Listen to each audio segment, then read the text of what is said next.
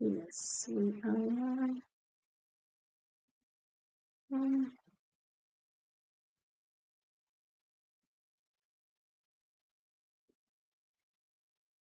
Yes, we are live. If you can hear me, if you can see me, put it down in the comment section. Good evening, everyone. It's our first live for 2025. Yay! Who is excited as I am? If you can hear me, and who is here with me, who is doing this live with me, please invite your friends, your loved ones, your co-parents, and let's do this together. Remember, knowledge is power. Join me as we learn this parenting together. And tonight, we'll be looking at foster care, the sudden rise of foster care of children in United Kingdom. Why is there sudden rise of children in foster care? And what is even foster care? A lot of parents or a lot of people wonder, foster care, what does it really mean? You know, and why do children go into foster care? And why is it increasing? What is it like? What does it really look like with children in foster care? What are the crises? What do they go through? How do they turn out? Who are the children that goes into foster care? Are these children? Are they white children? Are they black children? Are they African children? Who are these children? And what are the factors responsible for children in foster care? And also, there's this question again. A lot of parents, wonder about like children. No, foster care is for children that are from broken homes. Is it really true? All of these and many more we'll be looking at tonight. So join me as our guest speaker with loads of experience, share with us all of this and everything we need to know about children, foster care, and children in foster care.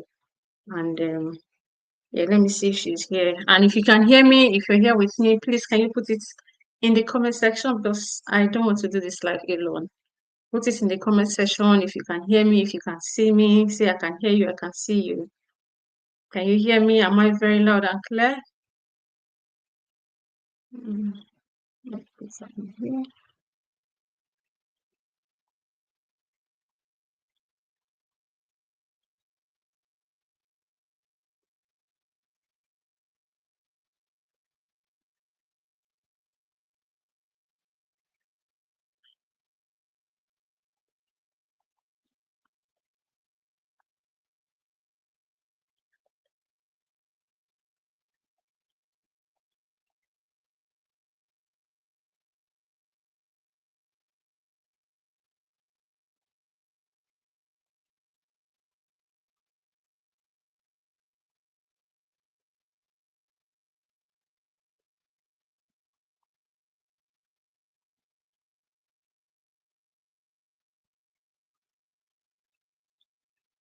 Oh yeah, yes she is. So yes, our guest speaker is here. Yay. So today we have a guest speaker and she's called Natalie. She's a mother of two amazing children and she's married as well. And she's based in London, so she's going to be joining us all the way from London. Wow. And she's got over 15 years of experience in foster care, and she's also been married for good 21 years. Wow. So today she's going to be dishing us everything she knows about foster care. What is foster care? Who are the children in foster care? What does it really look like for children in foster care? Is there crisis? Do they turn out well? How do they turn out well? Are children in foster care, are they from broken homes? What is leading them to entering into foster care, and so many more she's going to be telling us about tonight. You don't want to miss it. So join me as I make welcome our guest speaker, Nathaniel. Evening. Here she is. Hey, Hi, good evening. good, I must say. I like your outfits. Sorry? I said you look. Can you hear me? Yeah, I'm hearing you. Yes, I'm hearing Yeah. you. I said you look good. I must say. I like your Oh, outfit. thank you. Thank you. Thank you very much. How Today, you? How's been your day? I'm I'm good. I'm good. It's been a Mm. bit of a chaotic week, but yeah, I'm good. That's fine. I'm That's good. good to know. Yeah. So the floor is yours now. Yeah, so as you said, I'm Natalie. Wait, do you Yeah. mind if I just, because I was staying downstairs waiting for my husband to come back so he could Yeah. but I'll just quickly go. I'll run upstairs so that um I've got Are two the kids still 5-year-olds. awake? Yeah, unfortunately, they refused, they refused to To they sleep. refused to go to bed, basically. So they're sorry, I'm just quickly Okay. going up. The kids are still awake, so I've left them down. Their Okay. dad literally just walked in just now. Okay. So yeah, Bless them. sorry about that. So as I said, It's yeah, okay. my name is Natalie. Um, I should say live in London and everything. And I fostered for about 15 years. Out of those 15 years, 12 years of it was just fostering, and then 3 years was special guardianship. Um, so yeah, fostering. Well, basically, fostering is when children cannot live with their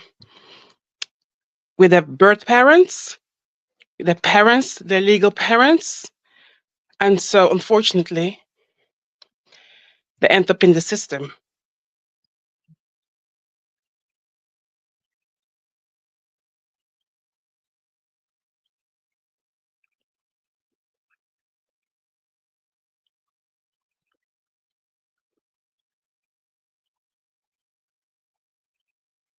Are you okay? What's going on?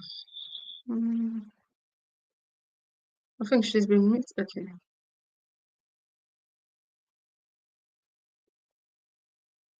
Hello? Please bear with me. I don't know what's going on. I hope it's not the network. Let's see. Hello?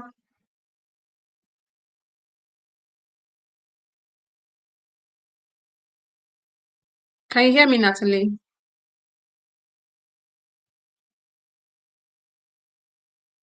Um, let's see what's going on.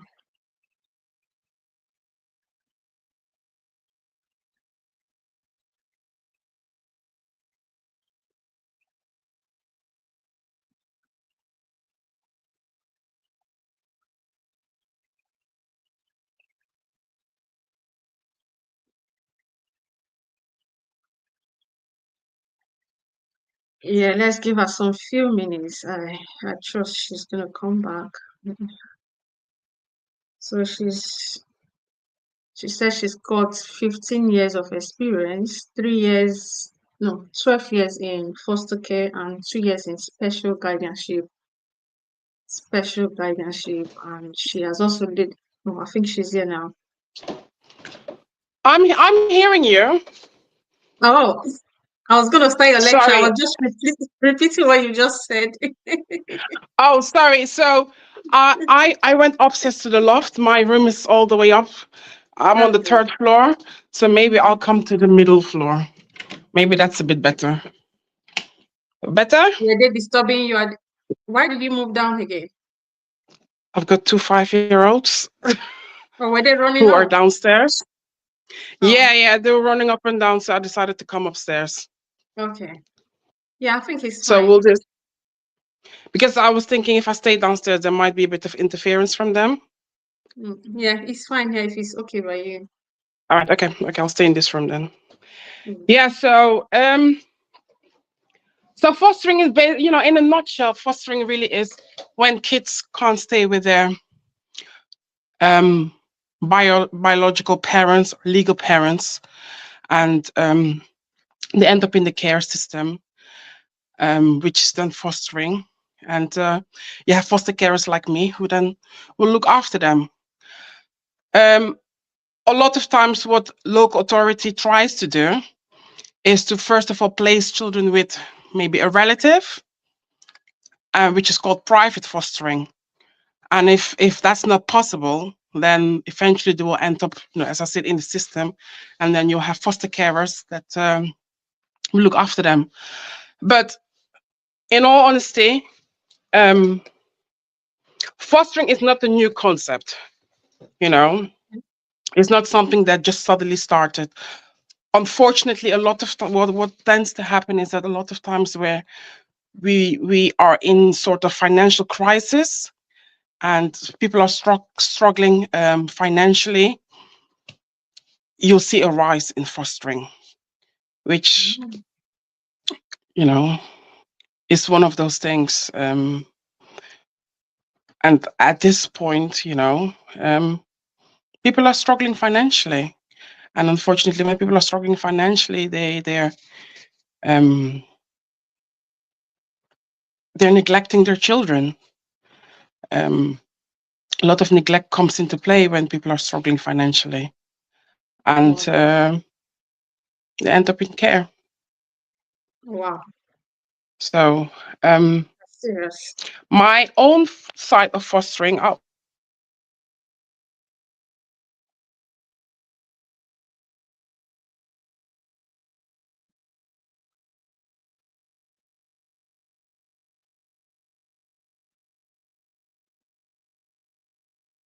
Hello. I hope it's not the network this time around. going down that road of ending up in gangs. So I fostered black boys mainly. Sorry, sorry to cut you short. We didn't. You were about to say my own side of foster care, and then before the network or something knocked you off, so we didn't Okay, hear the yeah, rest my of the own side of foster conversation. care, my own side of foster care was mainly with black boys. I mainly Black fostered boys. black boys who were affiliated with gangs, approached Mm. by gangs, ex-gang members. So I really focused more on the black kids because, as we're all aware, London has a huge gang problem, and there's a lack of black foster carers in this country. And I worked with the agency. And the agency that I worked with, well, let me just explain a little bit about fostering.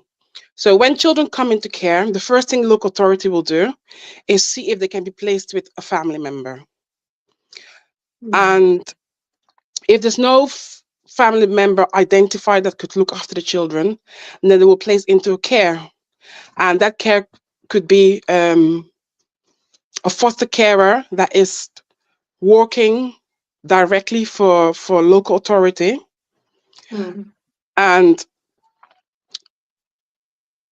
if a local authority foster carer is not available, then they will go to a fostering agency, and that's what I was doing. I worked with the fostering agency, and the reason why I worked with the fostering agency is because it's not really a nice thing to say, but local authority foster carers get first pick, which is really a horrible thing to say. Um, and unfortunately, the children that I used to foster, they would be challenging. So local authority foster carers normally wouldn't want to foster them because they will be hands-on children who were teenagers. So they will normally end up with an agency, a fostering agency. Agencies.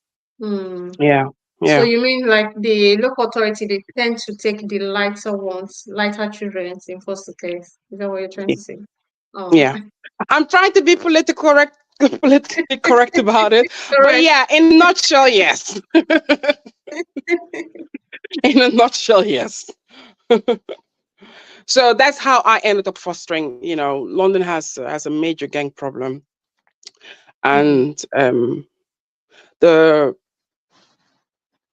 the boys that I used to work with, it is either they would come to me or they would end up in a children's home.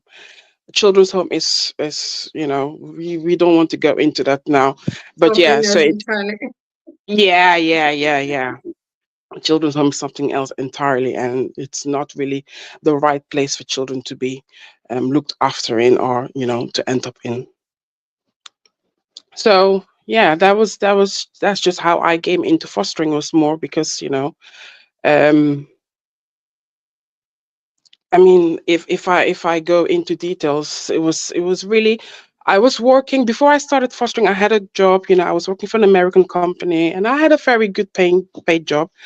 And I just had a feeling in my heart that I needed to do something. I mean, you were reading on a daily basis about children, unaliving themselves and doing all sorts about, the knife. Mm.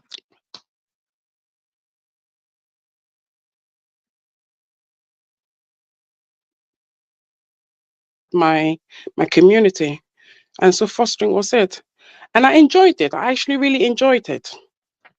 And yeah, I did it for all those years. Now, if we go into, are children in foster care bad? No, are I, I they would I wouldn't.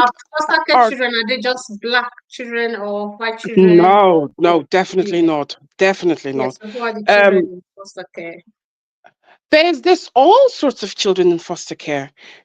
I've had respite. I've had respite. I've done respite as well.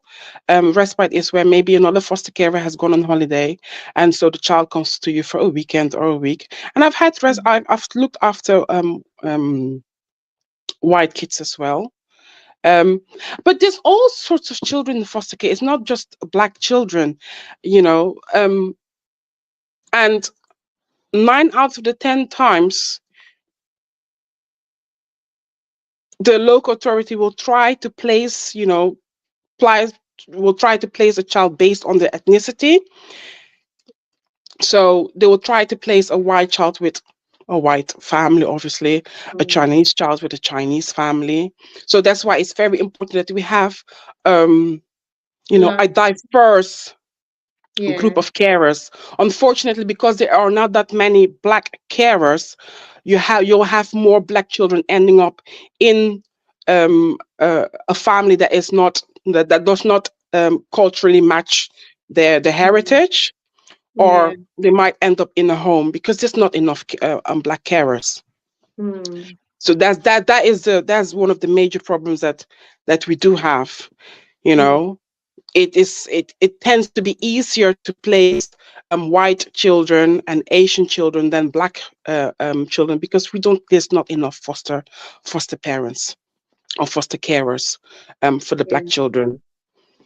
But I wouldn't say that there is, more black children in care than white kids. Definitely not. Okay. Definitely not. Thank Definitely you for not. establishing that fact. Yeah, definitely not.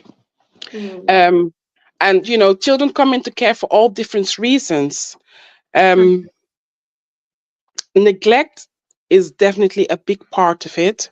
Why Mm. they would come into the care of a local authority. Um, Neglect is definitely a big factor in that. Um, but overall, if a child was to come into care, as I said to you, the local authority will try as much as possible to place the child, to do private fostering, to place the child within the care of a family member. So Yeah. placing a child in foster care is definitely the last resort. If Option. it's become clear that there is no other availability, there's no other option, then obviously Mm. the child needs to be taken care of, needs to be looked after. So Mm. that That's will be the mm. last option, because they don't go after breaking up families. That's definitely not their goal. That You goal. Yeah. know, that's definitely not their goal. Mm. So last option will be fostering, as they will try as much as possible to do private fostering. And Mm. private fostering is not a new concept. You know, even if you look in the African culture, you have, and we don't really call it fostering, but in the African culture, I think fostering that's happens it. a lot. Absolutely. I You think know, probably is the name that confuses us. yeah, it's the name, definitely. But you Yeah. have so many people that were raised by their auntie, their uncle, Yes. the Uncles. grandparents. That is fostering. That is private Absolutely. fostering. And then obviously, the I in an ideal world. Yeah. If the biological parents are not available, ideally you won't keep, you won't preserve the family bond. So ideally Mm. you would want to have the children to stay with a relative, you know, Yeah. and that is something that possibly happens a lot in the African culture, in the Black culture. Before we look outside, we want to say, okay, I can't look after the child. Okay, can maybe sister do it? Can uncle do it? But which is Mm. still fostering. It's private fostering, but it happens. Yeah. It happens a lot. We all probably know one or two of our family members who didn't grow up with their parents, A but were lot. raised by a relative or a So church, a church member, which is still it's private fostering. And it's I definitely is the word that is probably confusing us to think that, I think why so. is suddenly in, abroad people, And funny people enough, abroad not I'm look. just hearing the word. Funny enough, I'm just hearing the word private fostering for the first time. I knew about Yeah, fostering. I know sometimes because I have a friend that is social worker, so I know there is sometimes they look for the relations, but I didn't know they yeah. call it private. So I'm just hearing it. So probably that is where most of us get it all wrong. So you're very Yeah, correct. yeah, yeah. Yeah, exactly. And Mm. private fostering it's done, you know. As I said to you, we all know somebody that was raised by their auntie, uncle, grandmother, or Absolutely. Absolutely. so. And the problem, I think the difference here in the Western world is that it's a society of me, myself, and I. That Mm. community is not there. And because the Mm. community is not there to help raise the child, local authority or the government has to fall in. Mm. Um, and that's one of the main things. Um, the community bond is not really Mm. um, here in the Western world. So what community would have done back home is what the government or the local authority is trying to put into place here. So I think that's just the takeaway from it. Now, in the sense of, I mean, one of the questions that you presented me with was the challenging behavior of children in foster care. Yeah. We have to acknowledge that a lot of times the kids that do end up in fostering, they've gone through some sort of trauma, Oh. you know, and it's not always noticeable. A lot of times when kids ended up with me, social workers wouldn't really be aware of their background in detail. You'll have Mm. very basic information. I remember one of the placements that I had was on a Friday. I can never forget that day. It was on a Friday, and at that time I still had a house phone. I was just about to pop out of the door, and social services called me and said, "Oh, Natalie, we've got a placement for you." It wasn't a Friday, and I already had my weekend planned. I was thinking, I'm going to have a really nice, relaxed weekend. And he said to me, Mm. "But it's a black boy and he's Nigerian." And the moment I heard he's a black boy and he's Nigerian, I felt compelled because my husband is Nigerian. Oh. Um, so I felt compelled that no, I need to look after him. And I had to drive to his school to pick him up because Wow. his previous foster carers had given up on him. So he Mm. was not even aware that they had ended the placement. So I went to his school to pick him up, and I got there, and so the social worker, she met me at his school with his clothes in a bin bag. And so that is one of the things foster kids do go through when the wrong people end up in foster in as foster carers and don't have the passion to foster. Because fostering is not a job. It's a Mm. professional career, but it's not a job. It's something that you need to be passionate about because you're dealing with the lives of vulnerable children. You never really fully know what they have passed through because it's only Mm. after they are used to you, they love you, they're in your home. That's when you start realizing that, okay, actually, this child experienced XYZ. And 9 out of the 10 times, the social work is not aware of what this child Mm. has passed through. It's you that is discovering, the trauma that they have gone through. So you need to do it for the right reasons, because, you know, it's a paid job, but you get paid to just pay your bills, basically. So you need to be passionate Mm. about it. To You be need able to to do it. see it as Yeah. in, you're instilling something into the lives of these children. Mm. It's a ministry, I would say. Mm. More than a Oh. job, it's a ministry. Yeah, it's more than, and then it's more than the money, you know. More than a job is definitely. Mm. Network. Come on, network. Don't do this to us because let me bring that back again.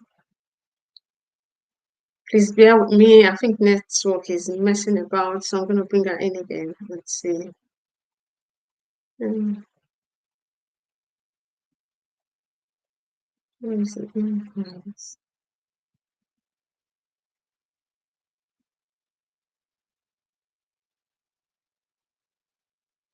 If you're still here and you are still with us, please put whatever you've learned in you've heard in the comment section. If you're still with us.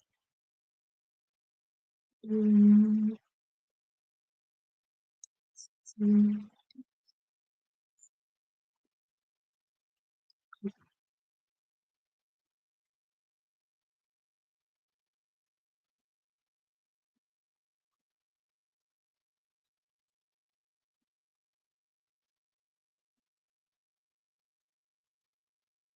mm.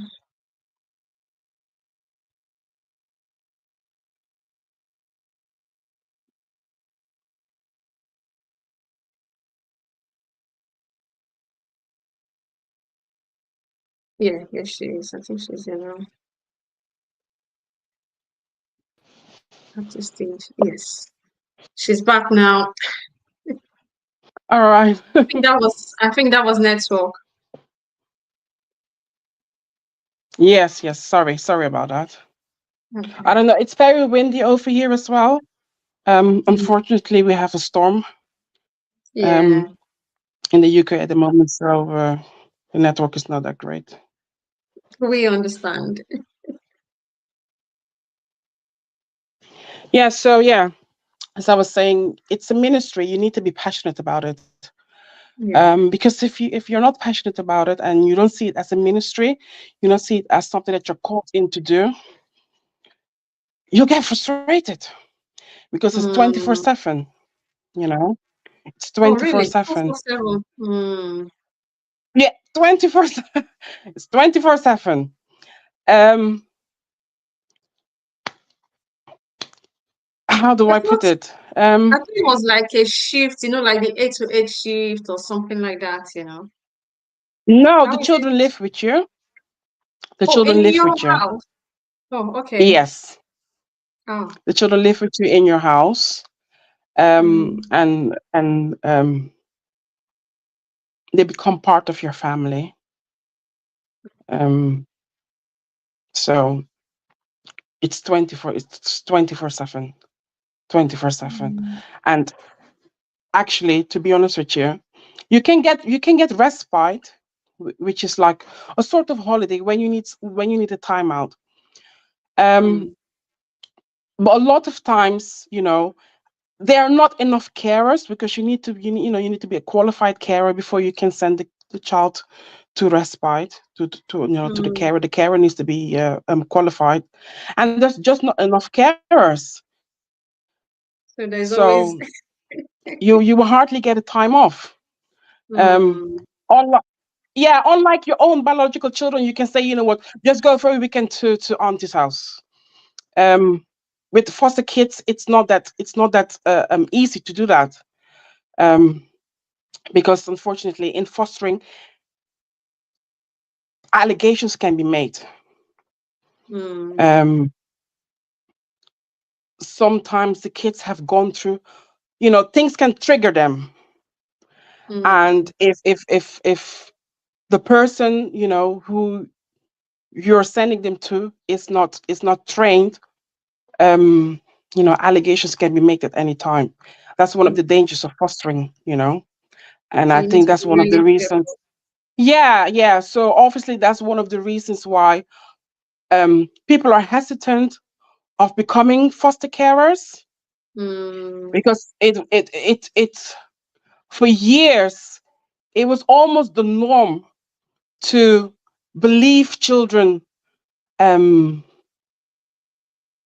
without asking questions, without investigating first, is to find out, is it true what they actually said, you know, the allegations that they've made, are they Mm. true? And so if you're not strong mentally and physically to withstand Yeah. those tests and, you know, those allegations, it can destroy your life. Yeah. So that's one of the downfalls of fostering. And because you're working with vulnerable children, um, you know, in the UK, any little thing with the phone, you know. You're And done. yeah, yeah. So I don't really have to go into detail about that. You understand? So yeah, so that is one of the reasons why, you know, especially within the Black community, people are like, no, no, no, no, no, no, no, I don't have time for that. I don't have time for that, because, you know, you have, obviously you have some kids that can be vindictive and will make allegations, and, you know, there will be an investigation done, but between, you know, while they're doing the investigation, you don't get paid. Oh, um you would, you know, so, and you don't and even know how long the investigation is gonna take. exactly, you don't know how long the investigation is going to be. If it takes 1 year, And you won't get paid for yeah, one and year. if you have, like, for me, I like I said, I've been married 21 years. I've been with my husband 24 years, and I didn't want to have children while I was fostering, because Mm. there is a risk that if children do end up making allegations against you and you have your biological children, that local authority might, while they're doing the investigation, local authority might take away your child as well. Ah, So I always say to myself, you know what, I am going to, you know, I stopped fostering when my last placement, when she turned 18. I stopped fostering. And then said to myself, you know what, it's time to start a have your own family. children. Yeah, yeah, yeah, yeah, yeah, yeah. So I Mm. guess, I mean, that's one of the reasons why um people are very weary about fostering. But you have different types of fostering, you know. I have a friend who did mom, parent and child fostering. I did fostering with teenagers, but then you also have people that do more parent and child fostering, Mm. where mom, you know, it was mostly parent and child fostering. Initially, it was more teenagers, teen pregnancies. Mm. But then you also have a lot of substance abuse and all of that.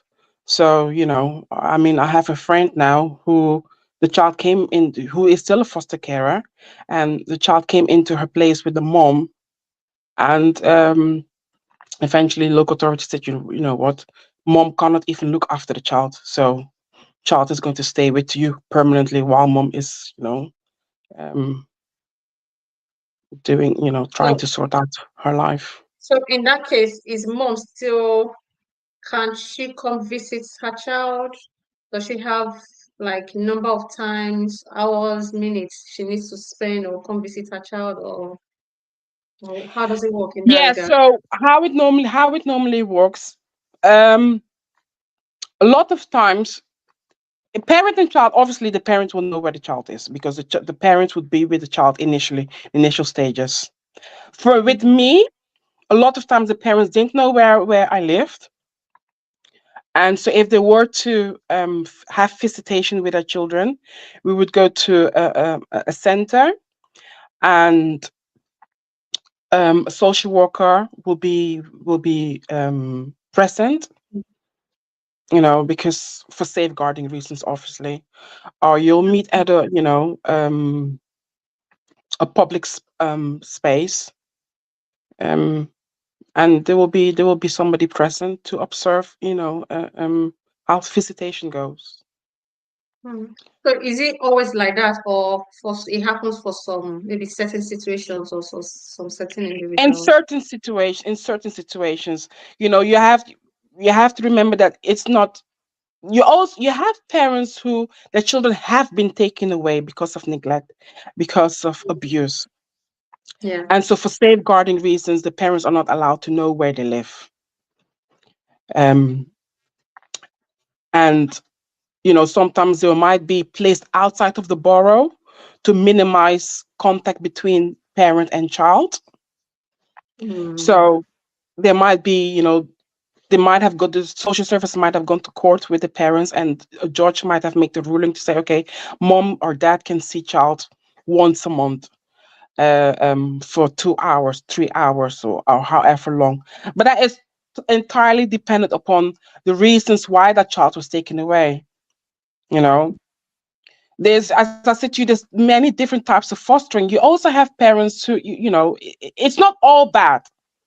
You know, you also have children they're who lost their parents Oh. due to an accident, and there's no family member to be there for them.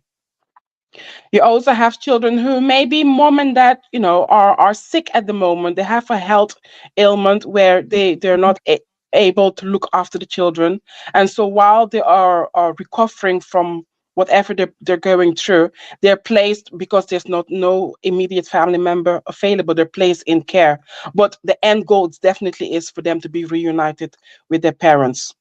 So there's Mm. so many different reasons. I mean, there's not one rule to say, okay, this is it, you know. So it's But not based on always, yeah, it's not always because of neglect or financial. no, no, definitely not, definitely Okay. not, Okay. definitely not. And that's why I say, fostering is not a new thing. It's something. It's the word in. Let me use Nigeria as an example, because I've been to Nigeria many times. Where did you Fostering go? is My husband is Where? from Benin, so I've been to Oh, okay. Lagos several times, and I've been to Benin No. several times because my husband is from Edo State.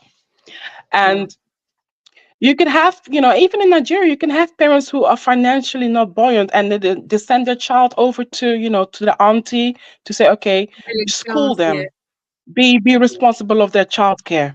That's Absolutely. fostering. Mm. That is fostering. Yeah. We do That that is a lot that in that is Nigeria. fostering. Yeah. Yeah, yeah.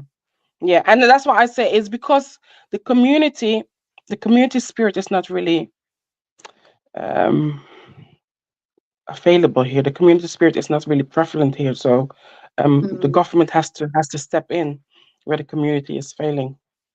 Mm. So I was going to ask a question before.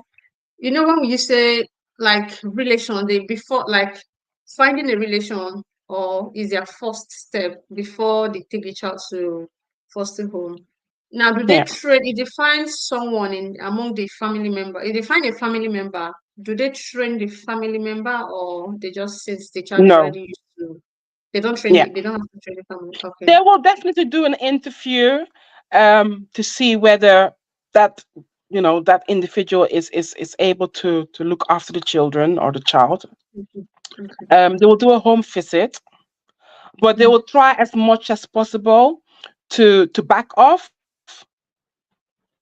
because this is a family placement. They try to keep it as organic as possible, as mom asking auntie, please, look after this Sure. child. You could have a place where there is private fostering in place, but the private foster carers are not financially stable. Then they might get maybe a fee, some Support. sort of financial assistance. Yeah, some sort of Mm. financial support. But they will very much want to just let it be, a family placement, let everything happen organically. um Mm. they will definitely still check up and find out, okay, how are things going? Is there any way that we can support you to make sure? Because as I said to you, local authority, their first point is to make sure that the child is safe at all times, Mm. that the child is loved, that the child is, within a home setting. And if those things are in place, they will do their facilitation, but it won't be as intrusive as, because fostering is very intrusive. It won't be Mm. as intrusive as in local authority fostering. Mm. So they are not So the always child, rigid.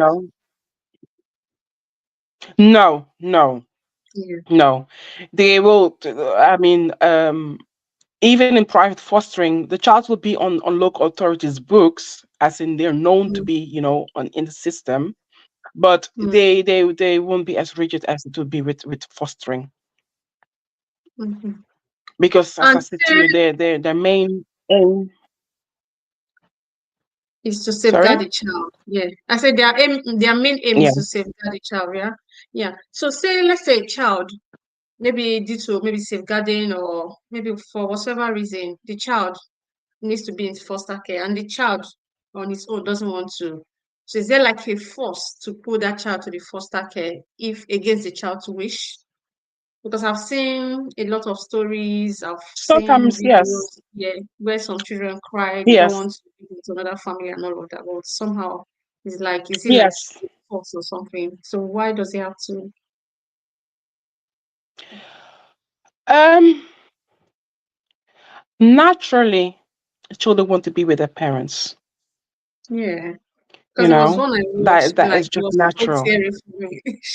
It was so teary for me. Like she didn't Yeah. want to go. She kept saying my mommy, but they just have to. So I'm like,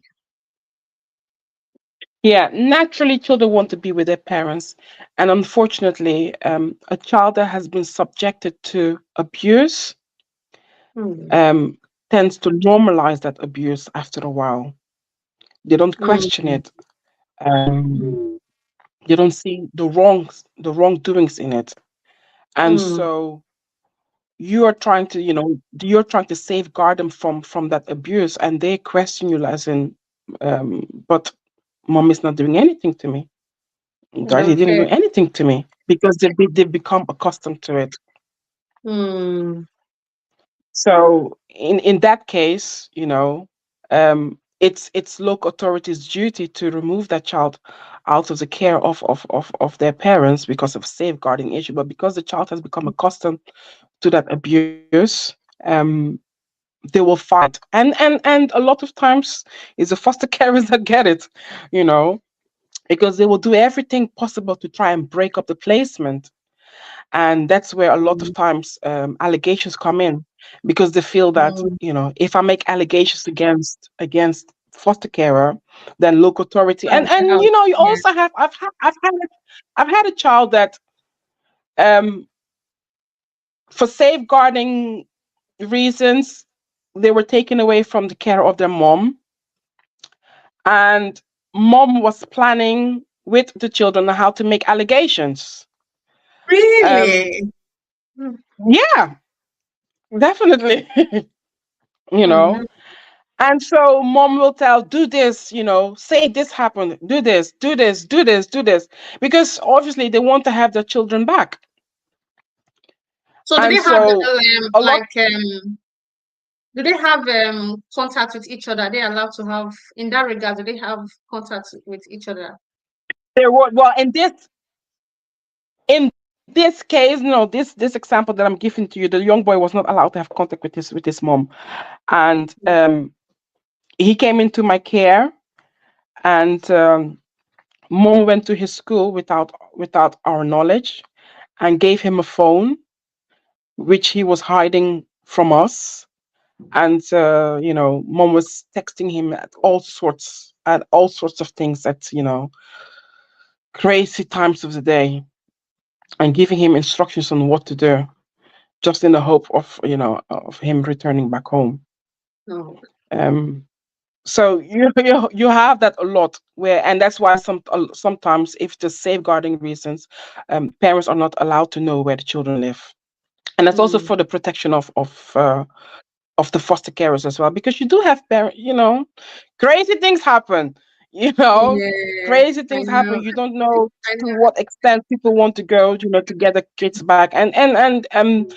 they, a lot of times, instead of seeing you as a support to them, a lot of parents see you as saying you've stolen their child away from them, Mm. especially when the child is Yeah. flourishing in your care.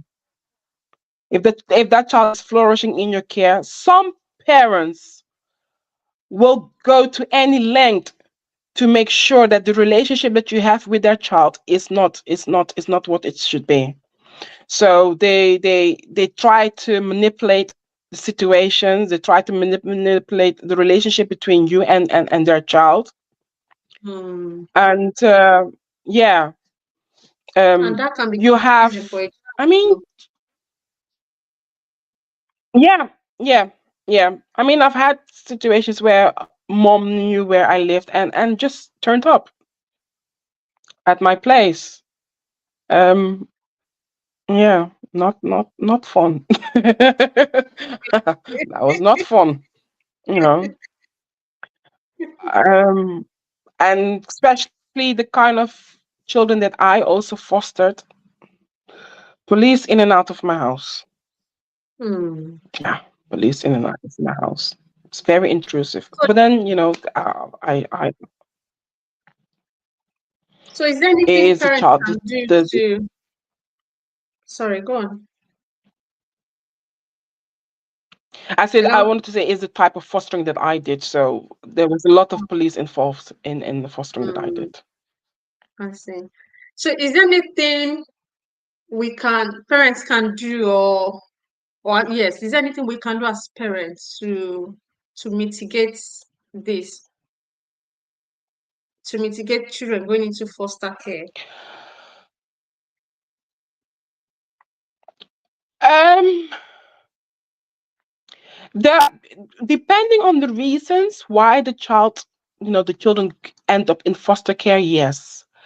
Um, first and foremost, it's very important to be. How do I put this? Because a lot of parents, they feel they see it as a us versus them. You know, they don't see it as in we foster carers are trying to work together with them to raise their children. Hmm. They Yeah. see it as in social worker against them. And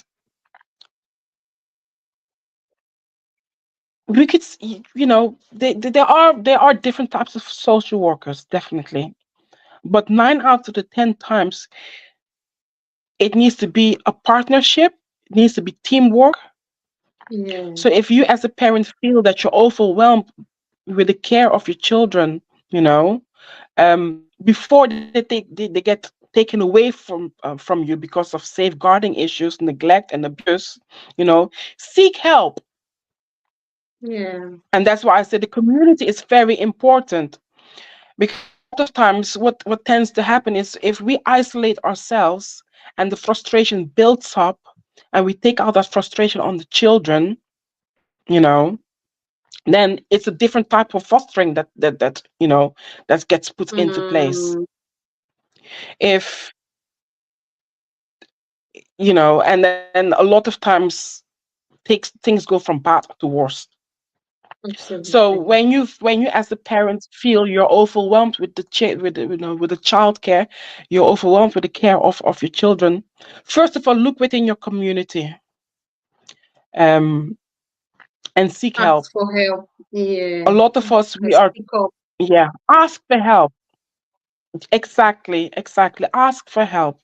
Um, look within the community before you look anywhere else. Look within the community. Speak out. Speak Mm. out. Don't be afraid to speak out. It is better for Mm. you to be a parent that calls school and says, you know what, I have a few challenges with XYZ. And then they might refer you and say, okay, maybe there's a parenting class. What is the challenge that you have? And local authority, before it gets to the desk of local authority, before it becomes a safeguarding issue, there might be help available. There might be, talking therapy available that can relieve you of some of the pressures. It might be a health challenge that needs to be looked into. You can go to your GP and say, I'm dealing with this amount of stress, and it's, this is the effect that it's got on my health. This is the effect it's got on my family life. Okay, what can we do to mitigate that? What can we put in place so that things don't go the other way? Wrong. Yeah. So first of all, I just want to say, acknowledge that you need help. Yeah. Don't be in denial, Yeah. because being a parent is not easy. And so we shouldn't do it. We shouldn't parent in isolation. We shouldn't do it. It's very, very important that how do I put it? It's very important. Well, it's very important to acknowledge that you need assistance. Yeah. And it's not, and that's not weakness. Seeking help is not weakness. Absolutely. Seeking help is not weakness, because nobody should live by themselves as an island. Nobody should be on their own. The community spirit is very, very important. Back home, did they say it was a child is raised by, what was the saying? A village. By the It takes a village, to raise a child. Exactly. And if we hold dear to that, a lot of challenges that we come across can be minimized. If we don't have the mindset of, I need to do it on my own, because on your own you can't. You can't. Absolutely. There's too many pressures in life. On your own you can't. So don't be afraid to ask for help. Don't be afraid to say, you know what, I'm struggling with this. Because nobody came before. This life is our first time. I like that word. and yeah. And the thing is, even if you've had 5 children before, and this is your 6th child, every child is different. Absolutely. You can't say, I've had 5 children already, so this 6th child should be like this. No, they say every pregnancy is different, so every child is different. My mother-in-law, God bless her soul, she always used to say, as our fingers are not the same, our fingers are not equal. So, so everybody's different.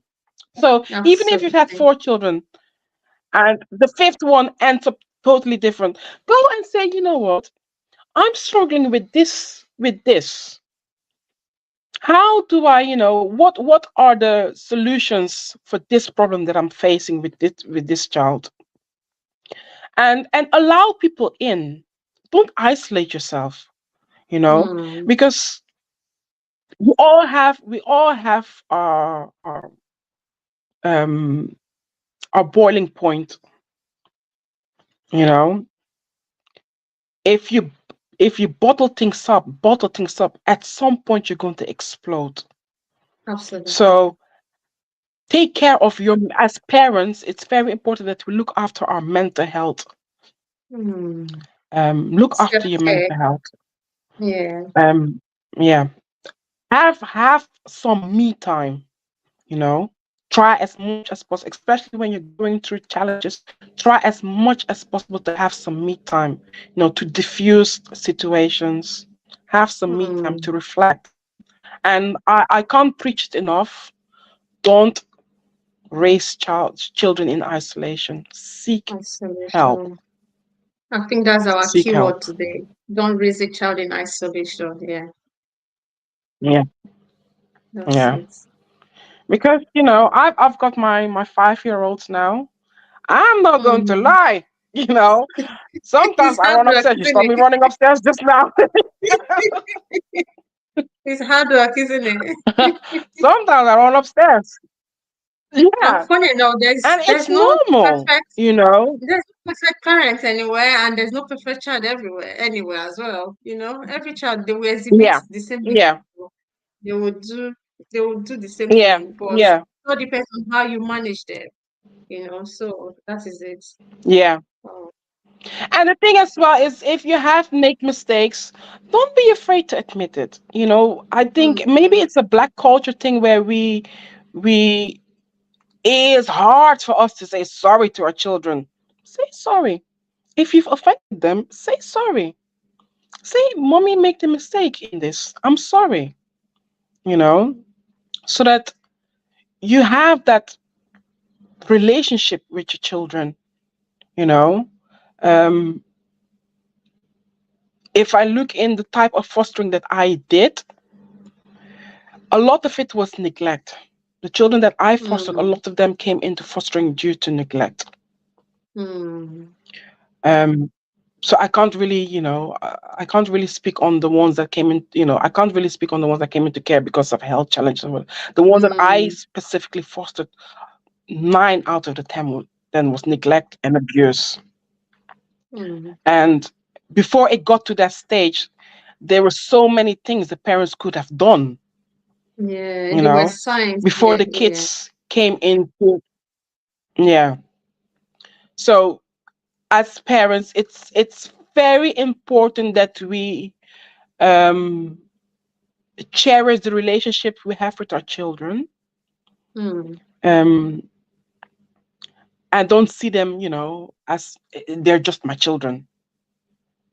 you know if you've offended them, don't be too big to say sorry. you know mm, Sorry, mommy did XYZ. I'm sorry for that. Talk to your children. Talk to them talk to them have conversations with them. Sit down mm. with them, because they also, as much as we go through our challenges as parents, they also go through their own challenges as children as well. you know Absolutely. Yeah. we're not with them 24/7. There's things that are happening at school that is troubling them. you know there might be, underlying health reasons. Like, let me use an example of my personal experience. My daughter, she well, this last summer, she was having challenges at school, and I realized that she doesn't sleep well. you know and so I went to the GP, and I said to the GP, she can't concentrate at school. She's not sleeping because she's not sleeping well. She's fidgeting, she's agitated, and she wakes up several times in through the night. She wakes up several times. And initially they were like, oh yeah, no, okay, maybe she just has to go to bed earlier. And I kept on saying to them, no, there is something wrong, Something is you wrong. know? Yeah. Yeah, exactly. And it took me a year, NHS, but that's a story for a whole other day. It took me a Yeah. year. Yeah, a year. A year it took me. And eventually her sleeping pattern got worse. It was terrible. And so it affected her attendance at school. And the Mm, moment attendance at school gets some way, all eyes on you. Um, and the head teacher, obviously, as parents, we should be aware that teachers watch us. How you communicate with the how you communicate with the teachers is very, very important. Don't dismiss them. You know, try absolutely. as much as possible to have a good relationship with with the teachers. You know, Mm, um, mm, I think sometimes as parents we tend to be very defensive. mm, So, her attendance at school wasn't as great as it should be because she was suffering from sleep apnea. I knew she had sleep apnea. It was not, medically diagnosed yet, but I know my child. I've done a bit of research, so I know that okay, something is not right. And so Mm. when they were coming to me and say, her no, her attendance is not, and the moment they start talking about attendance, you know that the next thing is social services. So I said to them, I went to the GP and I said to the GP, my child is not sleeping, you know. She wakes up several times a day. And obviously, they'll try as much as possible to dismiss you because a budgeting issue, that's the NHS that we're dealing with at the moment. And they try to dismiss it. And I said, no, something is definitely wrong. And I had, I arranged a meeting with the school and I told them, what my concerns were. And I asked them, can you, based on her behavior at school now, her behavior was perfect initially, but as her Mm. her sleep, was disturbed quite a few times throughout the night. And I said to school, can you write me a letter to say her behavior has changed at school, Yes. and Yeah. I can take it to the GP so we could have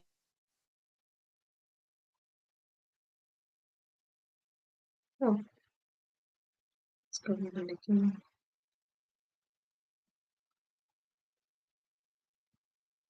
This is so interesting. Network, what is going on? Move her and bring her back again. I hope you guys are learning something. Oh, she's back here. What's going on?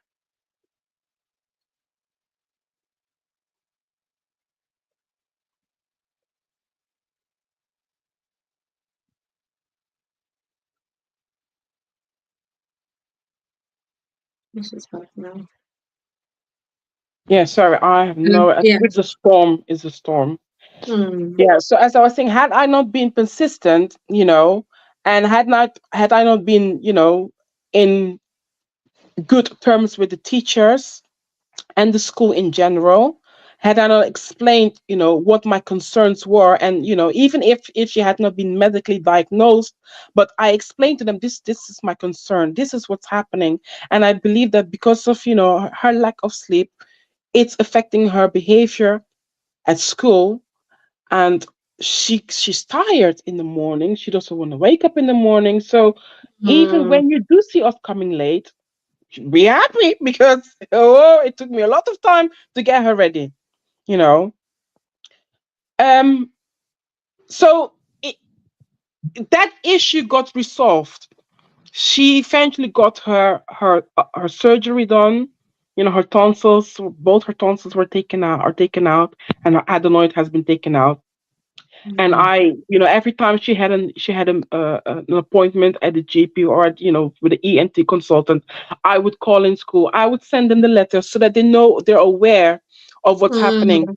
You know, some of us have the tendency of to say, "Well, they're being too intrusive. It's my child." I know it's your child, but the way things operate in the Western world, you have to keep Them um aware. Yeah. you have to keep them aware. You have to keep them informed.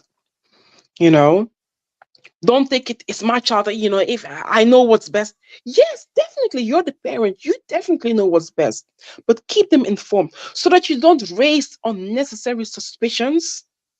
You know, And then you cover yourself as well, in case anything exactly, happens. Yes. Yeah. exactly. So that's one of the things that we, as I want to address us blacks. Don't always be too defensive. You know, Mm, don't always think they're coming after me. If mm, you identify a problem in your child, if you identify a behavior pattern that you're not too happy with, um find out, okay, what could be the reason for this? How can I get the help for this? Don't try to solve it on your own. Do not try to mm, solve it on your own. Be transparent. Be very, very, try as much as possible to be transparent. That mm. is one of the things that I have learned as a foster carer. Try as much as possible to be transparent. Um, because if you're not, they might think you're hiding something, and they will start digging. And sometimes when they start digging, they will see things that are Messes up not with there. yeah. You know, they will see And things be that are really confident not as there. well. Yeah, be confident as well. Yeah, Because if you're not, exactly. yeah, I know what you're doing. Yeah. Yeah, exactly. Like, my there was one day, as I said to you, I've got the two of them, and there's one of the episodes where I had a lady was living with me for years. My children are 5 years old, and I had a tenant living with me, which was an elderly lady. And they grew up knowing that lady. I call her Mama, and they call her Mm, Omi, which is grandma. They grew up mm, knowing her as their grandmother, mm. and she had been with me for quite a number of years. And eventually, London's got a housing issue as well. So she, eventually she got assigned a house by what's it The council? by the council. Yes. So she moved out. And my daughter is very attached to her. In the morning she Mm, will see. I mean, she was here when I gave birth to them. You can mm. imagine. So for the past of 4 years, Wow. she's moved down now for I think 9 months now. But 4 years, the first 4 years of their lives, they had seen her every single day. And she moved out in June 20, no, sorry, March, March 2024 last year she moved out. And it was very hard on my little girl. Very, very Mm. hard. Can And imagine. so the day after Omi, well, no, grandma moved out.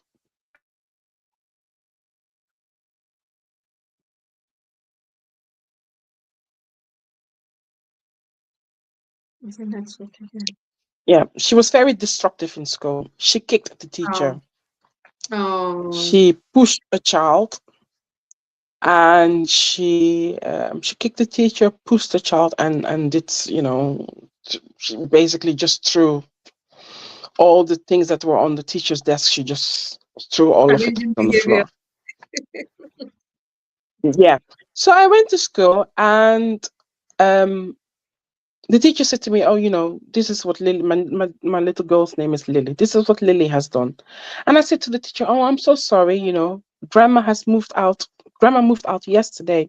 So I'm very sure that's, That's where it's coming she's from. feeling it." Yeah. So the teacher said, "Okay, fine."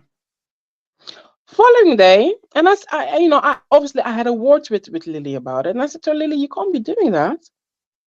Next day, she went to school. That girl did the same thing again. So she did she did she did it for a whole week. Bearing in mind they are twins. My Oh, son, my son, although he was attached to Omi moving out didn't really, affect him. As affect long him. my little boy Yeah, is as long as he has his TV, yeah, as long mm, as he's got his TV, he's got his food, and he's got his dad around. He's it's sorted. fine. He doesn't care about anybody else. His food, his TV, and his dad. He's fine. So she did that for a whole week, and then eventually, what happened is the head teacher called me, and the head teacher said to me, "Lily is being destructive at school." And I explained to her, Omi has moved out. She's got sleep apnea, first of all, so she's not sleeping properly. Mm, But her grandma, who has always lived here, even though she's not a blood relation, has moved mm. out. And then the head teacher was like, "Oh, that might Oh, explain, reasons why she suddenly started behaving like this."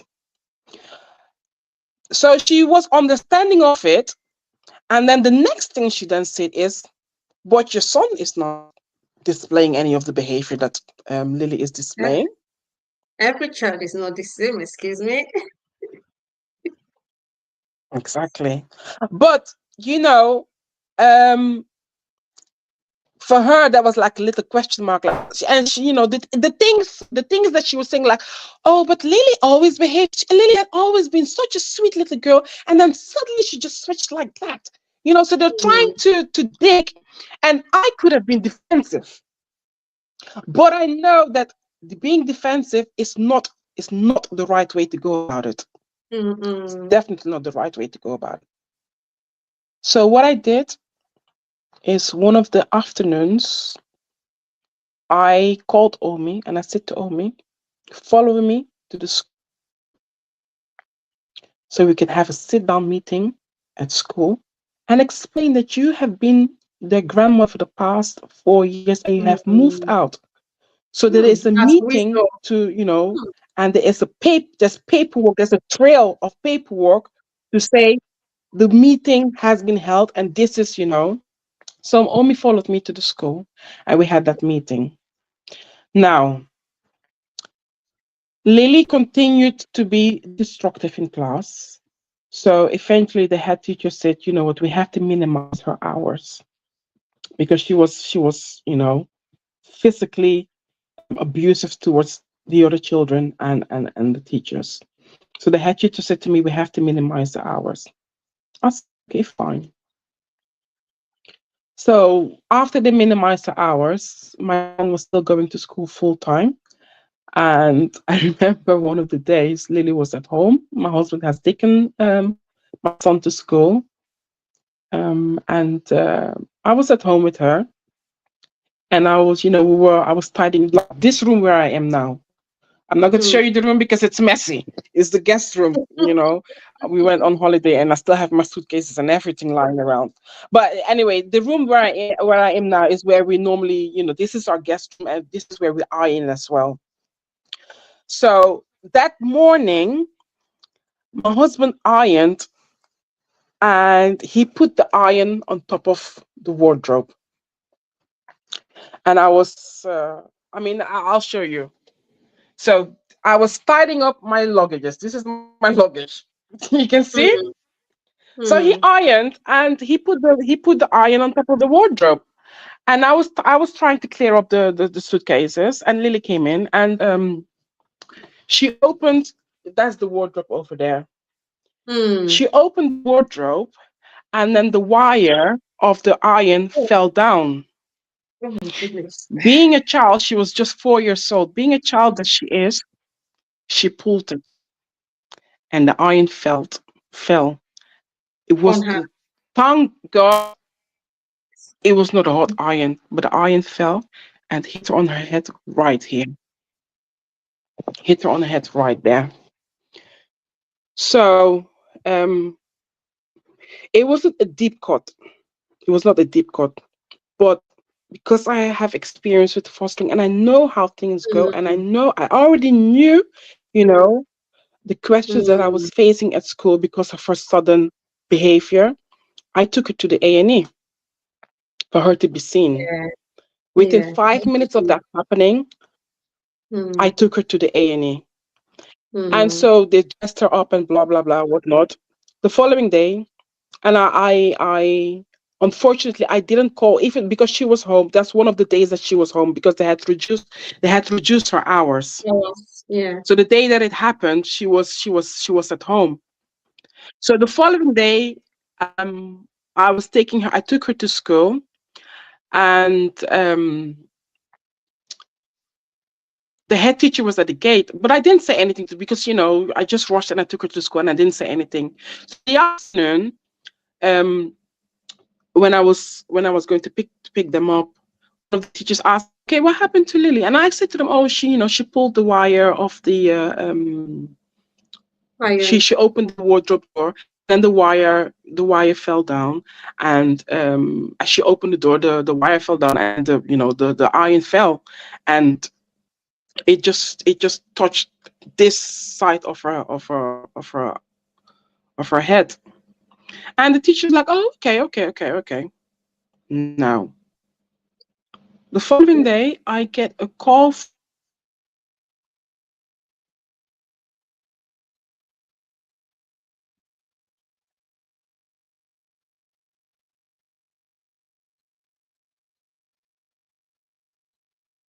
Hmm, this is so interesting.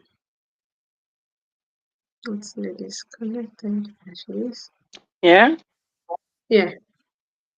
I'm seeing you. Yes.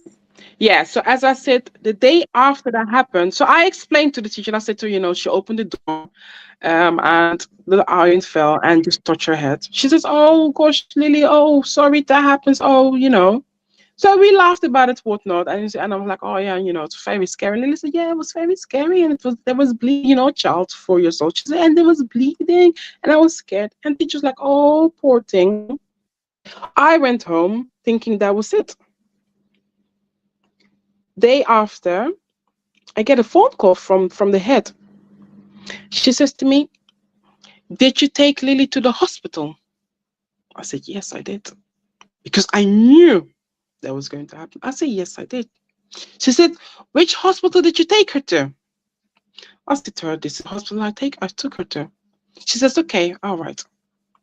I know their duty of care is to call the hospital and to find out, to verify if I have taken her there and what had happened." So I told her, as I did, I took her to the hospital. So they were able to call and verify.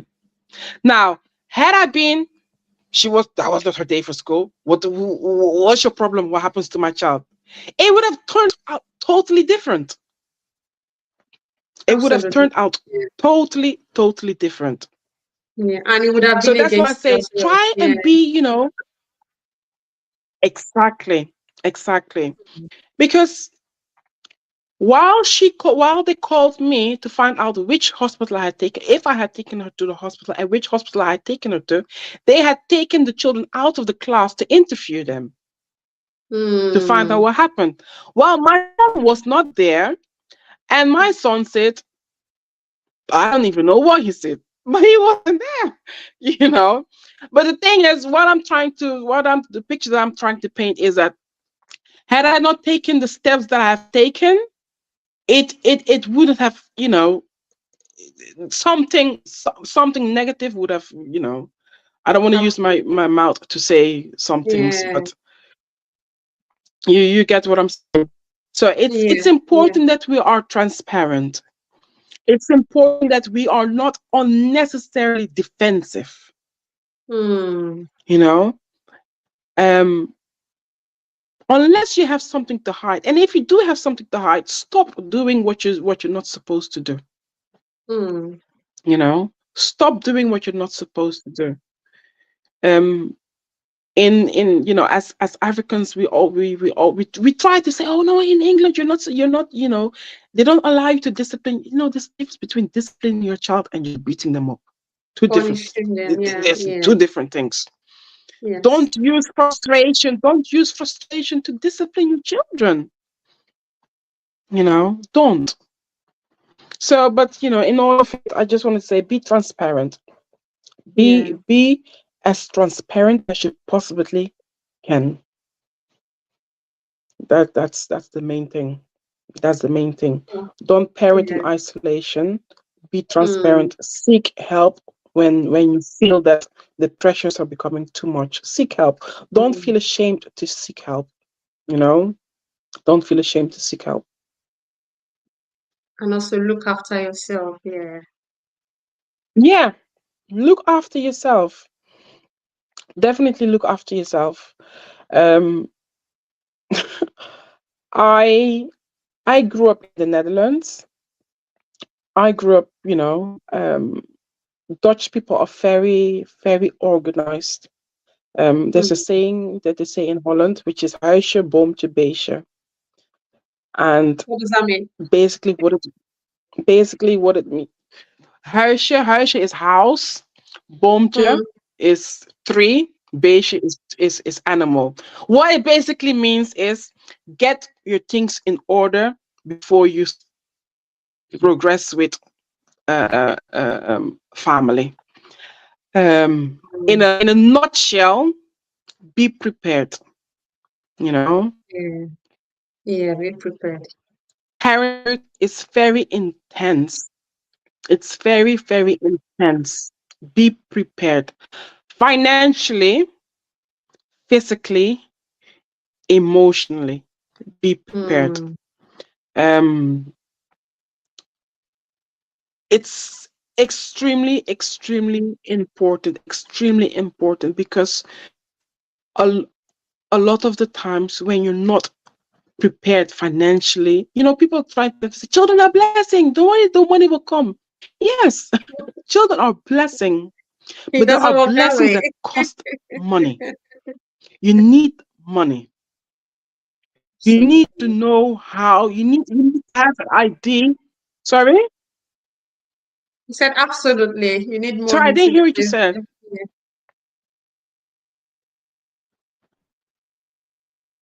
I didn't. Hel- Hello? Yeah, you need money. And Yeah. money is one of the triggers that, people get when they don't have money. And then sometimes they take it out on the innocent child. Network. What is going on today? Be prepared financially, be prepared mentally, and be prepared emotionally. Be Okay. prepared, not just financially, mentally, emotionally, Emotionally, so yeah. that you don't take out frustrations on your children. You know, Mm, um, life happens. That's life. In Holland we say shit happens. That's it. yeah. But to a certain extent, it's not when you've now had a child, you're now thinking, okay, how am I going to feed them? How am I going to dress them? You know, and because you don't, they're crying, babies will cry, children will cry, children will do things that will annoy you. That's that They'll that run that that around. one is They'll break guaranteed. your They table. will annoy you at times. They'll This is climb your guaranteed. chest. But if you don't have the pressure of the financial pressure on top of that, it's guaranteed. It's guaranteed. You know, you have some parents that they take pride in their home. Yes, everybody wants to have a nice home. There is no point in buying a 10,000 pounds cup or glass or plate and then thinking, your child is never going to touch it. Let's be realistic. The moment you You buy, they'll know, break it. let's exactly. And then because the thing was 10,000 pounds, you now want to. Oh, come on, be realistic. You know, be realistic. So yeah, financially prepare yourself, Yeah. emotionally prepare yourself, and mentally prepare yourself as well, so that you Mm, don't get overwhelmed, that you don't keep on bottling things up, and you don't take out your frustration on your children. Don't take your mm. frustration out on your children. So yeah, Yeah. Thank you that so is much. that is what I have learned from fostering. Um, you know, have a plan as a parent, have a plan. Mm, I mean, before you have the plan. But even if you have them now and you got them in a not so ideal way, you know, mm, try to, trace your steps back and paper down your plans, pen down your plans and do things accordingly, you know. Um, don't have unrealistic expectations. Don't mm. unrealistic expectations. Realistic Um, expectations. don't think, yeah, don't have unrealistic expectations and don't put your frustration on your children, Mm. you know. And also understand that children will Children always on be children. Yeah. Yes. And yeah, always be sure, but also understand that they go through their own challenges as well. Mm. You know, Yeah. Yeah. they have things that they go through as well. They also go through challenges. Absolutely. As Absolutely. small as young as they are, or as small as they are, there are Yeah. things there are things that they go through as well. Yeah. Like my son the other day, he's got a friend at school, his best friend. and the other day he saw his best friends playing with another boy, and he was devastated. You get He jealous. said he's playing with somebody else. You know, he was totally devastated over the fact that his friend was playing with somebody else. And my daughter is also very similar.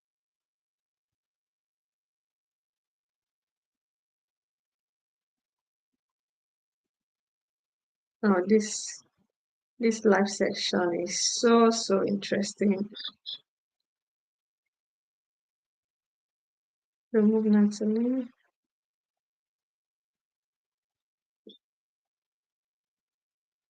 Yes, she is. Yeah. Hello.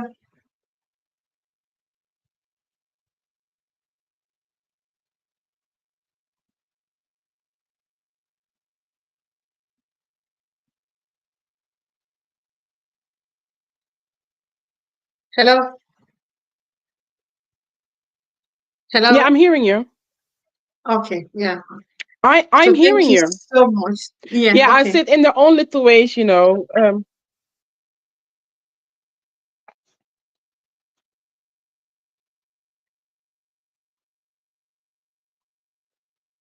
It's rotating. I Hello. don't know if you're hearing me. I'm just hearing you now. Were you saying something? Okay, yeah. Okay. Yeah, Go I was just saying that, you know, kids go through their own challenges as well. So let's just all be understanding of whatever they're going through as well. And let's be open. You know, let's keep the on. communication lines always open. Let's come Mm, down to their level and just have mm, conversations with them. yeah. Um, let your children let your children trust you enough to share their burdens with you. You know, Mm, especially, you mm, know, especially when they reach the teenage stage. Before they reach the teenage stage, let the relationship be so strong enough that they are comfortable enough to come to you with their burdens and mm, their challenges. Let mm, them trust you enough to say, you know what, I can talk to mommy or daddy about this. mm, um I can express myself to mommy and daddy. mm, um Let them not seek validation or love outside, mm. because that's one of the things where if I go back to the gangs and children ending up in gangs, it's a lot of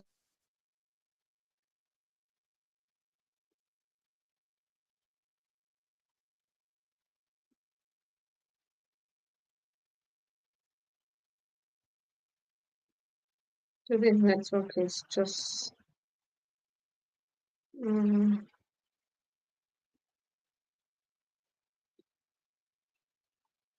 no. mm.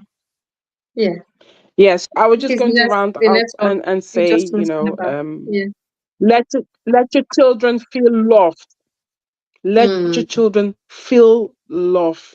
Let them see mm, love so that they don't look for it elsewhere, so that they won't be tempted outside with flashy things. They won't be mm. tempted outside to look for love where you know where they shouldn't be But there's looking. no love. So Yeah. before they get to that, yeah, before they get to that stage of teenagehood, before they become teenagers and their hormones are all over the place, you know, because once you reach a certain age, your hormones are all over the place. Let them know, you know, that regardless of what happens, you will always love them. You Mm. know, As they should unconditional love. they should not question your love for them, and Mm, that's one of our duties. They should never question your love for them. You know, even if they have done something that you're not pleased about, you know, yes, correct them. But correct them in love. mm, Tell them, I'm not happy about what you've done. And yes, you are going to get, you know, you will be disciplined for that. You know, there will be a consequence for what you have done. But there mm. is absolutely nothing that you will ever do that will make me stop loving you. So Oh, that wow. they don't run away in times of trouble. They don't run away from you. So Yeah. that's very important. Yeah. Wow. So they don't Yeah. run away from you, because if they run away from you, how are you going to know what their problem is? How are you going to be able to solve their problem? So when Yeah. they don't tell you what they are going through, Yeah. so building that relationship, that having that connection with them is a very key aspect of our parenting, and we Yeah. need to start by laying the foundation. It's not when they are 18, when they are 20 before we can Yeah. start it. We need to Definitely. start it right from Definitely. when they are Definitely. And it, babyhood. Yeah, yeah, go on.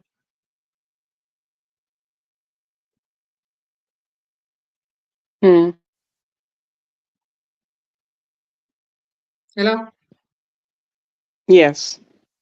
Okay. Yes. I'm hearing you. I'm hearing you. Oh, I thought you wanted to Yes, say something definitely. else. I mean that's just it in a nutshell. Okay. I say yeah, that's just it in a nutshell, Okay. Start when they're small. Yeah. Um Start when they're small. It's learn their love language, Learn Mm. their love Yeah. language. Mm. Um because that's not just for adults. That's not just Mhm. love language is not just something of husband and wife or boyfriend and girlfriend thing. Learn their love language. When you know their love language, then you know, okay, this is how I go with this one, this is how I go with this one. Like my kids, they're twins, but they're totally different, you know. So learn, get to know each individual child on their own. Mm. Don't mash them up together. Mm. If you have five, know exactly, okay, this is how this one respond to this is how this one respond to this is how this one respond. They all have their own individual personalities, they all have their own Mm. individual love language. Know the love language of your child. you know if you Love know their their love language, you'll be language. able to get through to them, even when they reach that stage of teenagehood. There will be something that you can draw back. So Mm. know your children, know them. By knowing Mm. their love language, you'll be able to get through to them, even when they reach that stage of teenagehood. Know your children. Know your children by knowing their love language. Wow. This is the key for me. Know your children. And how do you know your children? By knowing their love language. This is. Yeah, I'm sorry, I was going to say, by knowing their love language, you'll be able to know their emotional needs. You know, um, you'll be able to feed their emotional needs if you know their love language. Mm. Um, and in little children, especially, they tend to, behave a certain way if you're not in tune with them, and so they try to get your attention at all means. Mm. Yeah. Like as I said, my kids, they're twins, but they totally different personalities. So I deal with them based on their personalities and their emotional Absolutely. needs. So Mm. as parents, it's very important that we do that. We do that. Mm. And that is why it's good as a parent to seek knowledge, Mm. because if you don't have all of this basic knowledge, how are you going to know what you're meant to do as a parent? How are you going to know how Yeah, to even, love your children, how to meet their love needs, and how to love them the way they want to be loved? So that's why, sessions like this is very yeah, important, to seek knowledge. And once you have knowledge, definitely those challenges, they're going to come. There will always be challenges. There will always be, our children will always yeah, misbehave and all that. But once you have the knowledge, you know what to do part time. You'll be able to manage your emotions. You'll be able yeah, to manage your child's behavior, and then in order not to break your child, and then you'll also be able to put your own emotions in place. And at the end of the day, you have a happy parenting, and you raise your children. So that's it. Thank you yeah, so much yeah, for your definitely. yeah. Thank you so much for your You're in-depth welcome. knowledge. I can say if I couldn't stop smiling, I couldn't stop laughing, I've enjoyed this session, to be honest. Thank you for being so real and being Oh, yourself, thank and you. just you poured your heart the way it is, and I like the flow. There was nothing like we just flowed, and it makes so much sense. I really really appreciate you. Thank you so much for your time, and I celebrate, and I hope to bring you again on board, You're especially to welcome. come and teach us. You've got so much Oh, thank you. experience. 20 years in marriage, 21 years. So I think the next the next time I'm bringing 21 you, years. yeah, 21 years. That's a 21 lot years. I now. always say to my husband, yeah, So sometimes I jokingly say to my husband, if somebody had committed a crime, they would have been out now. But me, I'm still here. yes, be there. It's a life So you sentence. 21 you're years gonna happily share with married. us what Um, yeah, happily married. I'm happy for you. Congratulations. You know, people like you still makes the people Thank out there, you. Thank still you. know that, yeah, there's still marriage and there's still good marriage out there, and good marriage still exists on daily basis. People are still enjoying their marriage. I saw a picture this evening, on Yeah. social media in Nigeria where husband pouring hot water on the wife, they are just assaulting themselves. Mm, It's been going around on social media. And I'm like, before it gets to this stage, yeah. what's going on? How would someone, you want to hurt your partner, your wife, someone you first love, what has gone Mm, wrong before it got to that stage? But here are, even in your yeah. 21 years, you won't tell me you guys have not had any differences or anything, but you still have a way of Mm, finding yourself, resolving it, and then you keep going by the day and you keep getting better and working on yourself. So I celebrate anytime I see marriages yeah. like this. I'm always very happy. So well done and congratulations. Whatever you're doing, keep it Thank up. you. Well, in regards to marriage, just one thing I'm going to say, and I'm going to leave it to that. Marry your soul mate. Take Mm, time vetting the person you want to marry. Don't ignore red flags. Do not ignore red flags. Unfortunately, a lot of broken marriages, they saw it coming. They saw it mm, coming. They ignored the red flags. mm, A lot of women, they marry because of societal pressures. And so because mm. of those societal pressures, they ignore the red flags. And then eventually those red flags, they